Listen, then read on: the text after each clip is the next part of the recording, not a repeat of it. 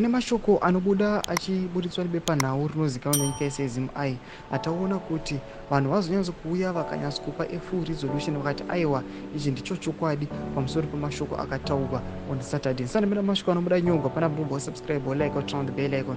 On Saturday muzima makabuda mashoko aya ainzi ZANU-PF President Emmerson Mnangagwa has abandoned his bid for a 2030 vision, succumbing to military pressure in favor of his deputy, Vice President Chiwenga, who is expected to take over in 2028.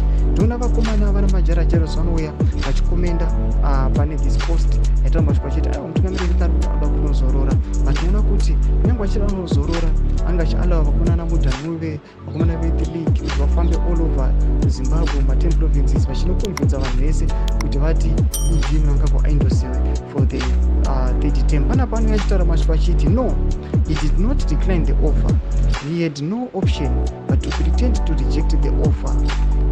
It's passing the constitution hurdles that stood in his way, and more importantly, resistance from Chiwenga in some sections of the military and war veterans. He has plan B anyway.